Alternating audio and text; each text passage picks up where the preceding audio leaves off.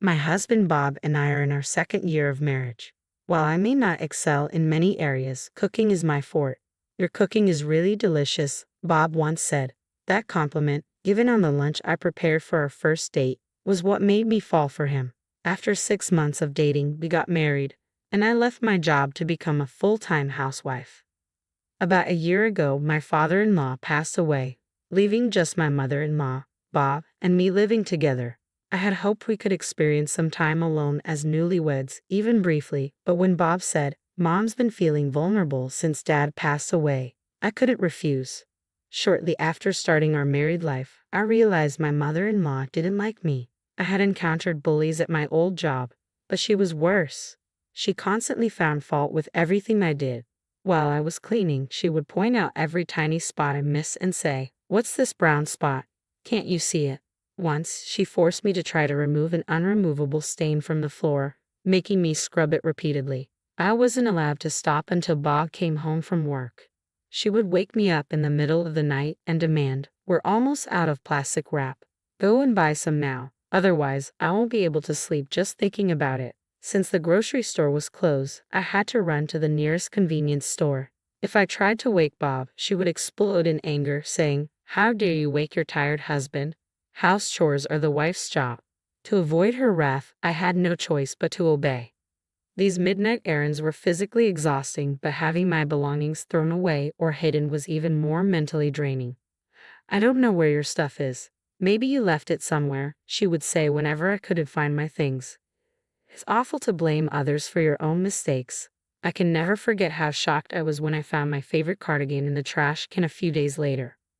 When I told Bob what happened, he just sighed heavily. "Well, you can just buy a new one," he said. I also tried in vain to persuade him to talk to her. Not knowing what else to do, I bought a safe with the money I'd saved before marrying Bob. I kept my belongings out of her sight, especially my valuables, which I stored in the safe. It's crazy to distrust your own family like you do. I'd like to see the face of the person who raised you. Her harsh tone intensified, and every time she opened her mouth, I had to brace myself for the inevitable verbal attack. She criticized every meal I cooked, saying, "Too bland," or "No taste at all." When I tried to make the dishes more flavorful, she complained they were too spicy. I began to doubt my cooking skills and couldn't help asking my husband for his opinion on the taste. "Mom has very strong food preferences. I think it's delicious," he said. Cooking, once a joy, became a chore. After a year of enduring my mother-in-law's bullying, I had an epiphany. Staying home all the time was the problem. Realizing this, I decided to start working part-time. I had quit my job to be a housewife as Bob requested when we got married, but if staying at home was this painful, I wouldn't have left it so easily. Despite a slight gap in my career, I was valued for my quick learning skills at my part-time job, and it simply felt good to be praised again. However, as I spent less time at home, my mother-in-law began to focus her harassment during breakfast and dinner times. She used to eat despite her complaints but started leaving most of the food untouched, barely taking a bite before leaving the table. I lost count of the times she accidentally knocked over her soup bowl. When I swallowed my pride and asked her what was wrong with the meal, she'd laugh and say, "You think asking will solve everything, don't you? Why don't you try thinking for yourself?" I was left alone to clean up her leftovers at the dinner table. One day, my mother-in-law really crossed the line. While we were having dinner, she suddenly stood up, took her plate in her hand, and headed to the kitchen. As I looked up in surprise, our eyes met, and she smirked. "What?" By the time I realized what was happening, she had already thrown the meal I made into the trash can. "This is such an awful-looking meal. Even dog food would look better than this," she scoffed.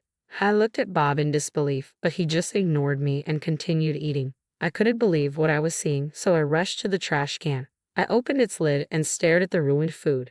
"This is terrible." I turned around to see Bob, but he wouldn't even look at me. She probably wasn't feeling well. He dismissed his mother's actions. How could she throw the food away right in front of the person who made it? I asked, growing more upset.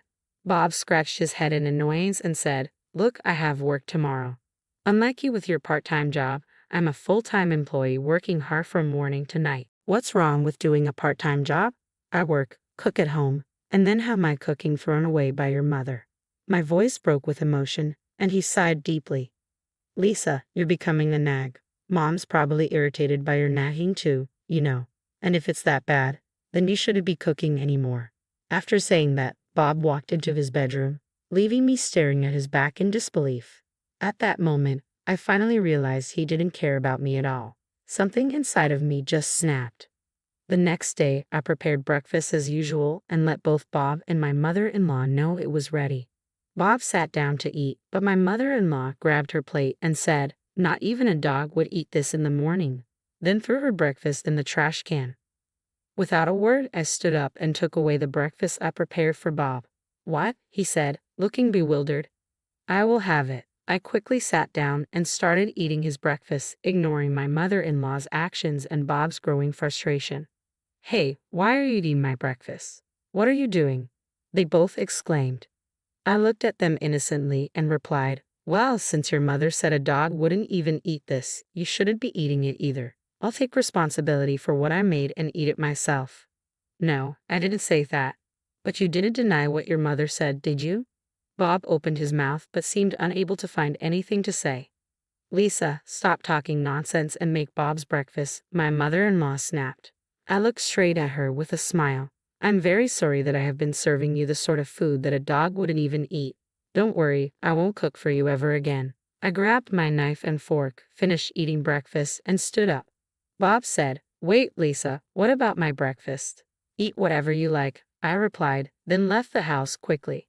I usually return home around 5 p.m., but that day I had a few errands to run after work, so by the time I got home it was already past 8 p.m. "Oh, you're very late. We've been waiting for you." "Really, where on earth have you been?" Bob and my mother-in-law complained, looking very hungry. "Oh, haven't you two eaten yet?" "I already had my dinner." My mother-in-law's face turned red with surprise and anger. "How dare you eat alone?" "Well, I did say I wouldn't cook for you anymore. Or were you looking forward to my terrible cooking?" "How dare you talk back to me like that?" she shouted, slamming the table in frustration. But then she quickly regained her composure and came up with what she thought was a brilliant idea. "If you're not cooking, then return the food money. Bob has been paying for all the living expenses, so you should pay him back every penny you spend on your food." I couldn't help but laugh at her confident declaration. "What's so funny?" she demanded. "Since I started working part-time, I've been paying not just for food, but all living expenses." It was Bob's suggestion. I turned to him. "Mom isn't happy about your working, but if you pay the living expenses, it might calm her down," he had said to me. It had been over a year since I started my part-time job, which means I had been covering the living expenses for the last half of our married life. My mother-in-law, apparently unaware of this, looked shocked and turned to Bob. "Is that true, Bob?" "Well, you wanted more pocket money," Bob mumbled weakly, making excuses. He had me cover the living expenses so he could use the extra money for his mother's allowance. "You seem to have been spending quite a lot on extravagant meals." In the mailbox, I found a flyer for regular customers at an upscale restaurant. I had thought my mother-in-law made her own lunch, but after seeing the flyer, I had my suspicions and found some receipts from that restaurant in the trash. Shouldn't the proper thing be to pay back all the living expenses I've provided? After all, it was my hard-earned money. "Don't worry, I'll be sure to bill you properly," I said with a bright smile to my mother-in-law, who was trembling with anger. "Hey, what do you mean by billing?" Bob, perhaps sensing something, turned pale and stood up. "I want a divorce, and of course, I'll make sure I ask for alimony." "Divorce?" he muttered in shock, but then brightened up, thinking he found a flaw in my plan. "Do you think you can afford to live on your own with what you earn from your part-time job?" He probably thought I would struggle financially. "About that part-time job, I've been offered a full-time position." "What?"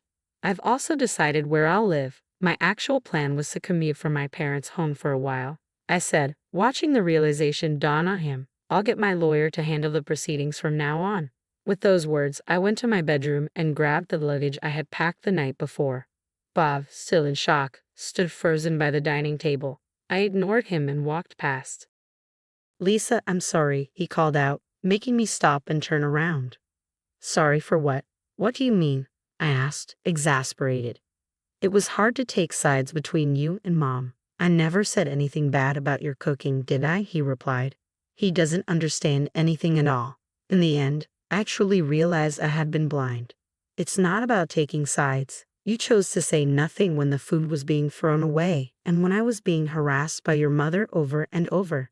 Despite my pleas, you never helped me. Your playing the victim doesn't change the fact that you hurt me. I reproved him. Bob started crying bitterly. Seeing the gravity of his sorrow, I quickly glanced at the pathetic man and headed toward the front door. As I reached for the door, my mother-in-law called out to stop me. I never intended for things to get this bad. I was amazed at how oblivious she was to the severity of her actions. I've looked after you all this time, and it's disappointing that the last thing I hear from you is such an excuse-like response. From now on, you won't have to worry about being caught for spending a lot of money on delicious meals.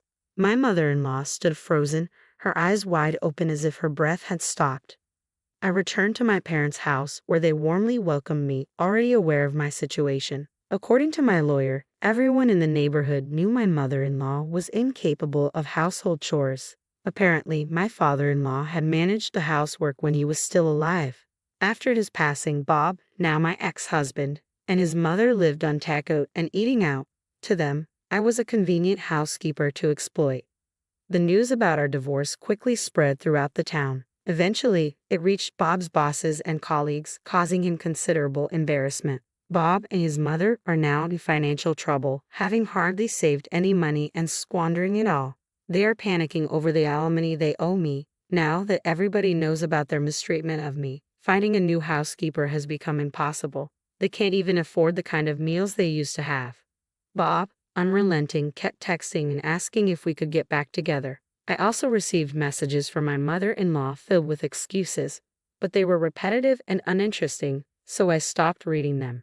Now, I enjoy cooking for my family, making sweets and baking cakes on weekends.